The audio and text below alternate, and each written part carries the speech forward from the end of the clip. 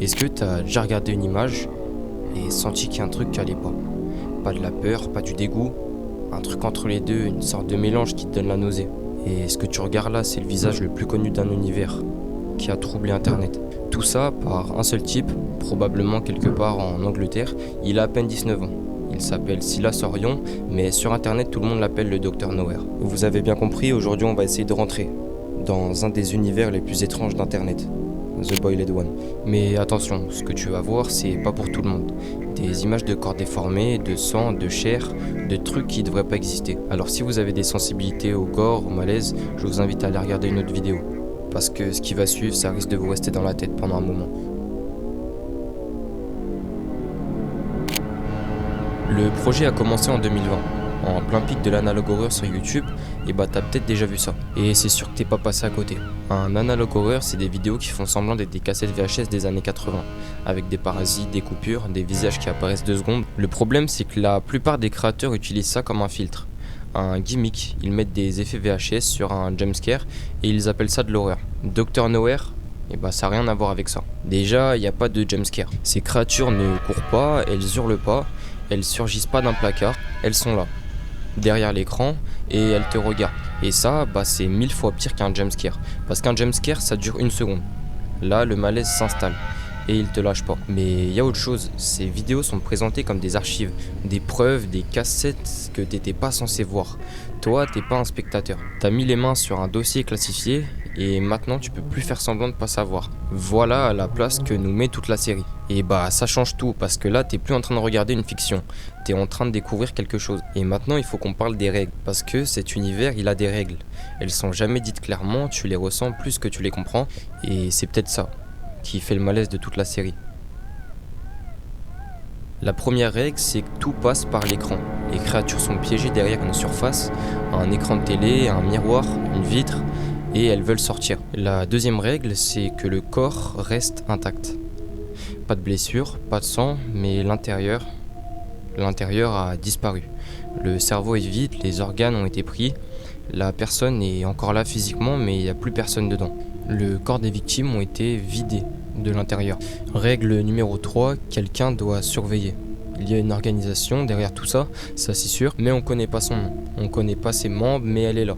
Son rôle est de contenir les créatures, de les étudier et empêcher les créatures de se propager, mais la série ne nous en dit pas plus. Chaque créature a un numéro, comme un spécimen de laboratoire. Tout est répertorié, classifié, surveillé. Ils savent où sont les créatures, ils savent ce qu'elles font, et ils interviennent quand ça dérape. Mais des fois ils échouent. Des fois, les créatures arrivent à passer entre les mailles du filet. Ils appellent ça une brèche. Et c'est là que ça devient ton problème. Parce que toi, tu regardes ça derrière ton écran, mais c'est pas juste des vidéos YouTube. C'est des dossiers qui ont fuité, des archives que t'étais pas censé voir, des preuves que l'organisation a pas réussi à cacher. Et maintenant, toi aussi. Tu sais, maintenant qu'on a les règles, on peut parler des habitants. Lui, c'est Fen 228, The Boiled One. Si t'as déjà croisé une image du Dr Nowhere sur internet, c'est probablement lui. Son visage est devenu une icône. Des millions de vues sur TikTok, des mèmes, des threads Reddit entiers qui essayent de comprendre qu'est-ce que c'est. Mais derrière ce visage viral, il y a une histoire. 13 août 2003, 14h47. Une petite ville tranquille, 530 habitants. Le programme du samedi matin pour les enfants, les céréales, les dessins animés, rien de spécial. Sauf que la diffusion s'interrompt. Quelque chose a pris le contrôle du signal. Pas un pirate, sûrement pas une erreur technique. Quelque chose de bien précis. Et cette chose a parlé. Et ce quelque chose, c'était l'homme bouilli, qu'on vient de voir juste avant. Et 48 heures plus tard, 509 personnes étaient dans un état de pseudo-coma. Et là, essayez de vous rappeler de la règle 1. À travers l'écran, directement dans l'esprit. Les corps des victimes étaient intacts, aucune blessure, le cerveau éveillé et les yeux pouvaient encore bouger. Rappelez-vous maintenant de la règle numéro 2, vider de l'intérieur. Les nombreuses familles figées, conscientes, avec l'homme bouilli qui leur parlait en permanence, dans leur champ de vision, dans leurs pensées, dans leurs souvenirs. Avec ça, on en a appris un peu plus sur les monstres. Ils peuvent se connecter à des antennes, se cacher dans les villes et faire du mal aux gens. Et pourquoi? On va le voir dans la suite de la vidéo. Mais avant, bouge pas, parce que c'est là que le Dr Nowhere a fait un truc de génie.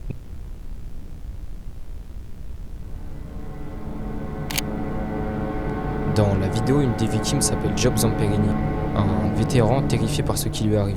Et ce nom-là, c'est pas un hasard. Lewis Zamperini, il a vraiment existé. Lewis, c'est un athlète olympique américain, capturé par les Japonais en 1943, torturé pendant 2 ans, dans un camp de prisonniers. Son tortionnaire principal, Mitsushiro Watanabe, surnommé The Bird, a jamais été jugé, jamais condamné, il est mort libre, en 2003. Dr Nowhere ne le dit jamais explicitement, mais les indices sont là. Fen 228, c'est Watanabe, le tortionnaire japonais. Ou ce qu'il est devenu, un homme qui n'a jamais été jugé, et qui a continué d'exister, qui a trouvé un nouveau moyen de torturer. Le lendemain, 14 août 2003, Norris Blackout, la plus grande panne de courant de l'histoire américaine. 50 millions de personnes dans le noir, et ça c'est vrai. C'est vraiment déjà arrivé. La cause officielle, c'est une défaillance technique dans l'Ohio, mais c'est aussi arrivé dans l'univers du Dr Nowhere. Et là, rappelez-vous de la règle 3, ils ont coupé Internet pour contenir Fen, l'ont empêché de se propager à tous les réseaux électriques. Et là, on se rend compte de ce que fait le Dr Nowhere. Il prend l'histoire, la vraie, des faits vérifiables, réels, des dates réelles, et il glisse ses monstres dans les fissures. Pas pour te dire que c'est arrivé, mais pour que tu puisses plus être sûr de ce qui n'est pas arrivé. Mais Fen 228, la créature, c'est pas le seul.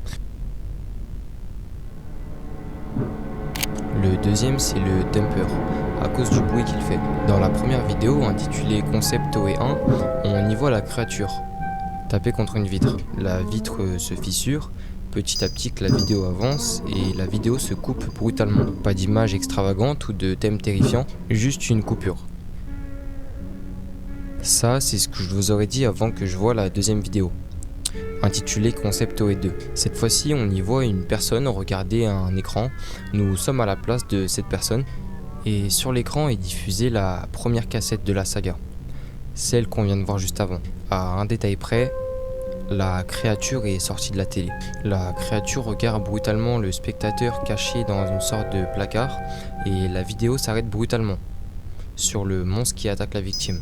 Dans une autre vidéo, Smilehood, on voit le Dumper dans un moment plus calme, pas en train d'attaquer, il est juste là. Il tient un cœur, un vrai cœur humain, relié à une sorte de cordon ombilical, et il le caresse, doucement comme un doudou. À côté de lui, un jouet, un truc pour les tout petits. Et puis à un moment, il s'arrête et te regarde, comme s'il savait que t'étais présent. Ce truc, cette chose qui vole les organes, qui prend la place des gens avec une sorte de visage humanoïde, qui sort des écrans pour chasser, et on apprend une chose vraiment importante sur lui. Déjà, la créature a l'air d'être un enfant qui collectionne des cœurs comme d'autres collectionnent des billes. Un monstre qui ne sait pas qu'il n'est un monstre. Et je sais pas pour toi, mais ça, c'est bien pire qu'une créature qui veut juste tuer. Et puis, il y a Desiderio. Pour moi, la vidéo la plus intrigante de la saga. Le souhait en italien, c'est peut-être la vidéo la plus personnelle du projet. On suit un personnage qui s'appelle Fran. On le suit dans sa solitude. La vidéo nous affirme que le personnage est hypocondriaque. En gros, chaque poussière, c'est une menace. Chaque douleur minuscule, c'est le début d'une maladie mortelle. Il vit dans la peur constante de son propre corps. Et un jour, il décide d'en finir. Avec la peur, pas avec la vie. Alors, il extrait la source de sa peur de son propre corps. Mais à un seul détail près, littéralement. Il fouille dans son ventre et il en sort la maladie. Une sorte de nerf géant humanoïde, un filament blanc comme un système nerveux arraché. La maladie devient vivante, une entité faite de nerfs et toiles, l'intérieur d'un corps humain à l'extérieur, exposé. Et elle lui parle, avec sa propre voix, lui disant exactement ce que son anxiété lui répétait depuis des années. Qu'il était seul, qu'il serait jamais compris, que personne ne pouvait l'aider. L'anxiété qui se nourrit de ta peur pour continuer d'exister. Voilà le monstre.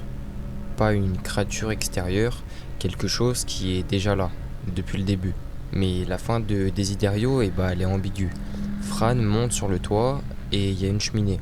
Celle qu'il nettoie obsessionnellement depuis plus jeune, à cause d'un trauma d'enfance sûrement. Aujourd'hui, cette cheminée est propre. Il n'y a plus rien à nettoyer, plus rien à purifier, juste un trou noir.